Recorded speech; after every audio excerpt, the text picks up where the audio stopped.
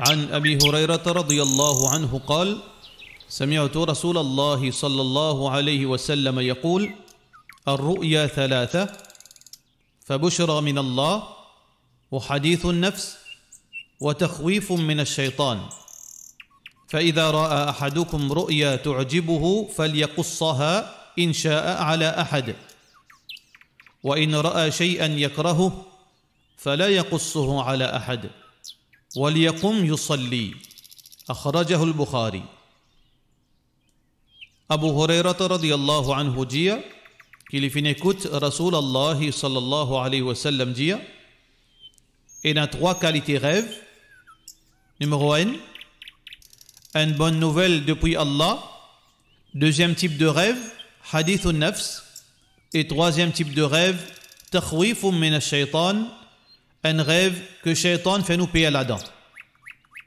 Quand nous faisons un rêve, ben bon quelque chose, alors qui nous raconte lui à quelqu'un si nous envie. Mais si nous faisons trouver un mauvais rêve, alors qui nous pas raconte lui à personne, qui nous met nous debout et nous fait salat. Rapporté par Bukhari. Normalement, tout le monde rêve, mais bien peu qui connaît comment vous avez besoin de comporter après un rêve. Souvent, des fois, nous trouvons du monde, quand vous faites une lève dormi, vous êtes précipité pour raconter ce rêve. Tout le monde finit connaître que je fais un rêve. Parfois, il y a quelque chose de bon, ou bien il y a quelque chose parfois qui n'est pas bon.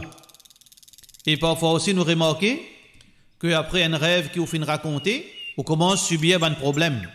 Mais toutefois, si nous mettons en pratique conseil du prophète sallallahu alayhi wa sallam par rapport à un rêve, nous pouvons tout le temps en sécurité, nous pouvons être protégés contre toute mauvaise conséquence de ban rêve.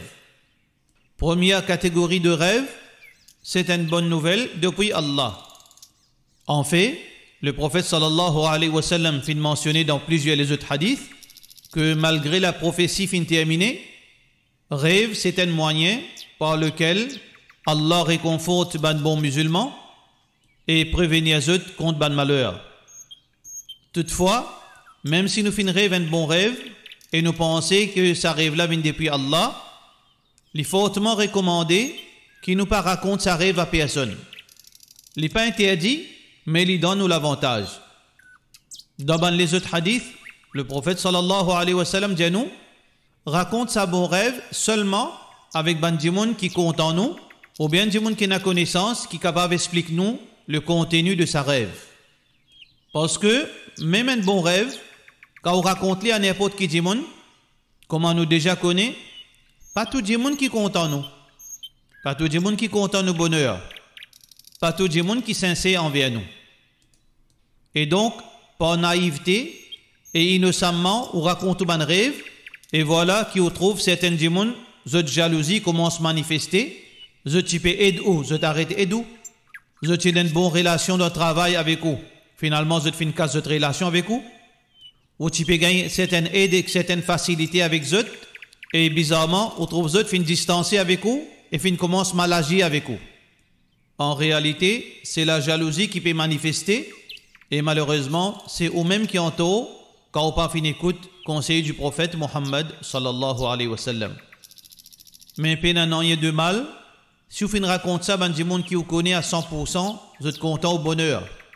Tel que aux mamans, aux papas, aux bonnes enfants, aux monsieur, aux épouses. Ça, c'est ben du monde qui est sûr, qui, au bonheur, c'est eux de bonheur. Au malheur, c'est eux de malheur. Ça, ben du monde là, au capable, si vous êtes satisfait avec un rêve, au capable raconter. Ou bien, si ça rêve là mérite certaines explications, alors si vous connaissez certains du monde de confiance religieux qui est vraiment capable d'aider d'interpréter sa rêve là, alors peine n'en rien de mal si vous informez ou rêve. Deuxième catégorie de rêve, c'est hadithun nafs, c'est-à-dire l'occupation au quotidien, un événement qui ne passait dans la journée, un problème, quelque chose de positif, une préoccupation, un tracas, ou bien on pense quelqu'un, et certains démons, quand je t'ai dormi, je te revive ça dans notre rêve. Donc, sa forme de rêve, il n'y a aucun effet dans la vie au quotidien. En d'autres mots, faudrait pas que un dimoun vienne obsédé avec rêve, mais plutôt meilleure recommandation, c'est ignore la majorité de ban rêve qui offert. Une troisième forme de rêve, c'est ban rêve traumatisant, effrayant, qui est affecté aux tranquillités. Quand un djimoun lui fait un rêve pareil, alors cela signifie deux choses. Soit qu'il est dans désobéissance, il peut négliger l'obligation vis-à-vis Allah, alors Allah peut en coller avec lui. Et Allah probablement peut envie faire lui connaître que cette situation n'est pas bon.